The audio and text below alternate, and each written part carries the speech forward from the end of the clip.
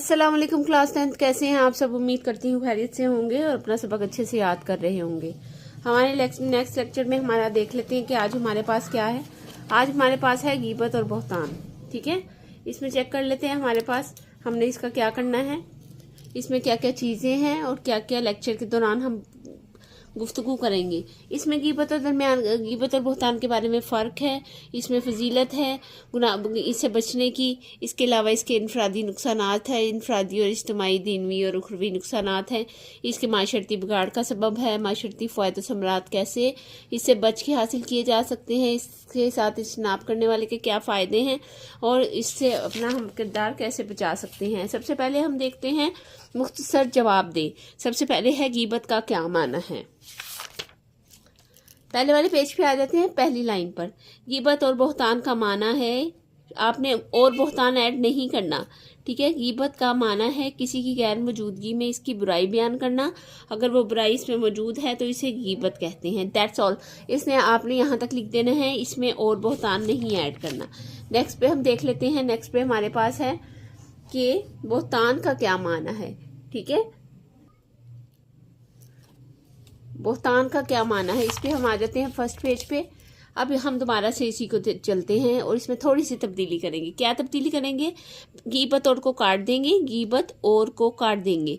बहतान का माना है किसी की गैर मौजूदगी में इसकी बुराई बयान करना, और अगर ये चीज़ नहीं लिखेंगे और अगर वो बुराई इसमें मौजूद ना हो तो इसे बहतान कहते हैं।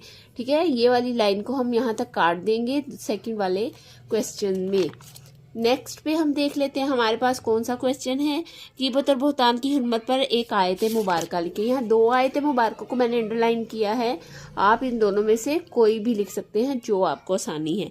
तो देखते हैं। सबसे पहले है इरशाद बारी ताला है, हर ऐसे शख्स के लिए हलाकत है जो आमने सामने ताना देने वाला और पीठ पीछे ऐब निकालने वाला हो।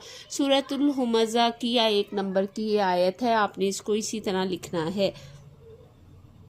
नेक्स्ट कौन सी आयत है, नेक्स्ट पे हम देख लेते हैं। नेक्स्ट पे है अल्लाह ताला ने कुरान पाक में इरशाद फरमाया, इरशाद बारी ताला है तर्जमा, और ना एक दूसरे की गीबत किया करो। क्या तुम में से कोई शख्स पसंद करेगा कि वो अपने मुर्दा भाई का गोश्त खाए, बस इससे तो तुम इंतहाई नफरत करते हो। सूरह हुजरात की 12 नंबर पर यह आयत है। आपको पता है ना कि मुर्दा गोश्त क्या, हम बासी चीज़ भी नहीं खाते, तो यहाँ तो फिर बताया गया है क्लियर। ठीक है, इसके बाद हम देख लेते हैं हमारे पास क्या है। हमारे पास ये नेक्स्ट सवाल आ जाता है, गीबत और बहतान की हुर्मत पर एक आयत मुबारका लिखें। इस पे हमने देख लिए 2 आयत मुबारका। अब हम देख लेते हैं गीबत और बहतान की हुर्मत पर एक हदीस मुबारका का तर्जुमा लिखें। इस पेज पे हम आ जाते हैं। यहाँ पे अगर हम देखेंगे तो सबसे पहले हमारे पास जो पैराग्राफ है उसमें है, नबी करीम खातमुन नबीयीन सल्लल्लाहु अलैहि वसल्लम ने इरशाद फरमाया है, मुसलमानों की बदगोई ना किया करो, ना उनकी ऐप तलाश करने की कोशिश करो। जो इनकी ऐप तलाश करने की कोशिश करेगा अल्लाह ताला इसकी ऐप तलाश करेगा, और जिसके ऐप अल्लाह ताला तलाश करेगा इसे इसके घर के अंदर रुसवा कर देगा। सुनन नबी दाऊद की 4880 पर ये हदीस है। ठीक है, आपने इसको लिख लेना है। नेक्स्ट पे हम आ जाते हैं गीबत और बहतान के बारे के माशरे पर 2 नुकसानात तहरीर करें। लास्ट पैराग्राफ में हम चेक कर लेते हैं। तब सबसे पहले लिखेंगे नुकसान नंबर 1, गीबत और बहतान की वजह से माशरे में कीने और दुश्मनी को फ़रोग मिलता है। नुकसान नंबर 2, एक दूसरे के बारे में दिल में नफरत पैदा होती है।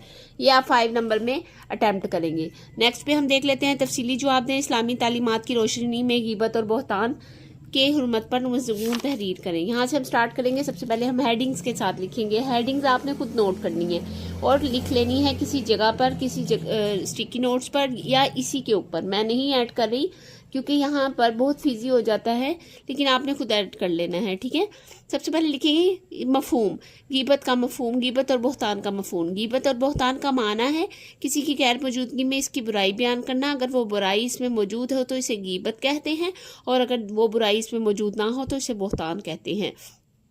बहतान गीबत से भी बड़ा गुनाह है।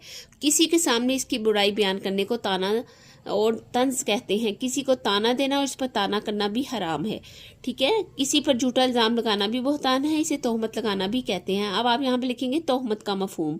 इस वाली लाइन में आप लिखेंगे तोहमत का मफहूम यहाँ पर। ठीक है, और तोहमत का मफहूम, ठीक है, यहाँ पर लिखेंगे का मफहूम।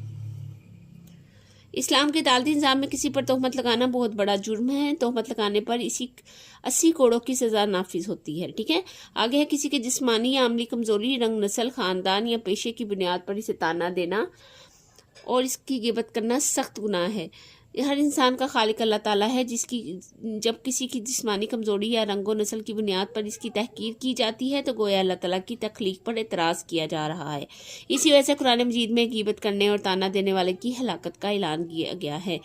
हलाकत का ऐलान, ठीक है, यहाँ पे आप इसकी ऐड करेंगे हलाकत का ऐलान। ठीक है, इरशाद बारी ताला है, हर ऐसे शख्स के लिए हलाकत है जो आमने सामने ताना देने वाले और पीठ पीछे ऐब निकालने वाला हो। सूरह हुमज़ा की 1 नंबर पे ये हदीस है और सॉरी आयत है, आपने इसको इसी के हवाला नंबर के साथ ऐड करना है।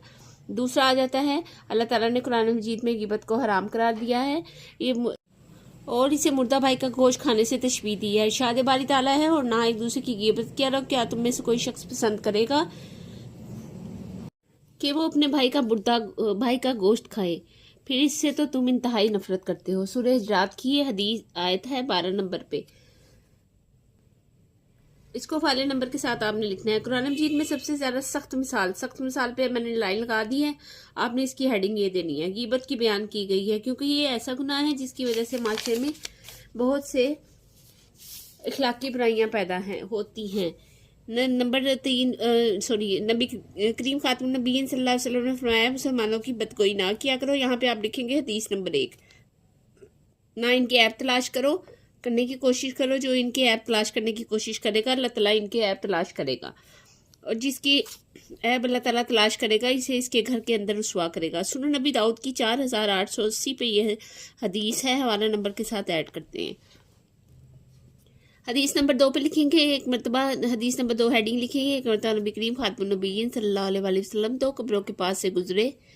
आप खातमुन नबीय्यीन सल्लल्लाहु अलैहि वसल्लम ने फरमाया कि इन्हें अज़ाब हो रहा है। इनमें से एक तो इसलिए अज़ाब हो रहा है कि पेशाब करते हुए पाकी का ख्याल नहीं रखता था, और दूसरे को इसलिए अज़ाब हो रहा है क्योंकि वो लोगों की गिबत करता था। सुनन नबी माजा की 349 पे ये हदीस है, हवाला नंबर के साथ ऐड करेंगे। नेक्स्ट फिर हम देख लेते हैं क्या है। गिबत करना बुज़दिल और बेकार लोगों का शेवा है, जैसे कि मैंने अंडरलाइन किया है, यही इसकी हेडिंग है। बहादुर लोग गिबत से जैसे मर्द से दूर रहते हैं। गिबत करने वाले शख्स की शख्सियत टूट फूट का शिकार होती है, और वो लोगों के जिन ऐबों का तस्करा कर रहा होता है एक दिन खुद भी इनमें मुब्तला हो जाता है।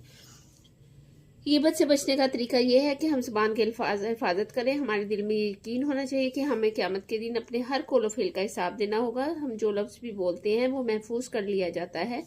इरशाद बारी ताला है, तर्जुमा, वो जो लफ्ज़ भी बोलता है इस पर एक निगरान लिखने के लिए तैयार रहता है। सूरह काफ की 18 नंबर पर यह आयत है।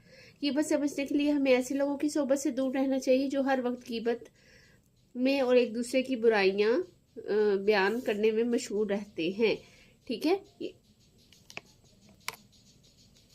गिबत और बहतान की वजह से माशरे में अब यहाँ हम लिखेंगे गिबत के नुकसानात। गिबत और बहतान के नुकसानात। नुकसान नंबर 1, गिबत और बहतान की वजह से माशरे में कीने और दुश्मनी को फ़रोग मिलता है। और नुकसान नंबर 2, एक दूसरे के बारे में दिल में नफरत पैदा होती है। दौरे हाजिर में गिबत की खौफनाक सूरत हाल, ये लिखेंगे इसकी हेडिंग। आप लिखेंगे दौरे हाजिर में बहुत से लोग गिबत की खौफनाक आफत की लपेट में हैं। इस गुनाह की वजह से आज घर मैदाने जंग बने हुए हैं। खानदानों, मोहल्लों और बाजारों में नफरत की मनहूस दीवारें खड़ी हो गई हैं। हमें चाहिए इस गुनाह से मुकम्मल परहेज करें, ना गिबत करें और ना ही सुने। इस तरह हमारा वक्त बचेगा, हमारा दिल पुरसुकून रहेगा, दिल में दूसरों के लिए नफरत के जज्बात पैदा नहीं होंगे और हम आखिरत के अज़ाब से भी महफूज रहेंगे।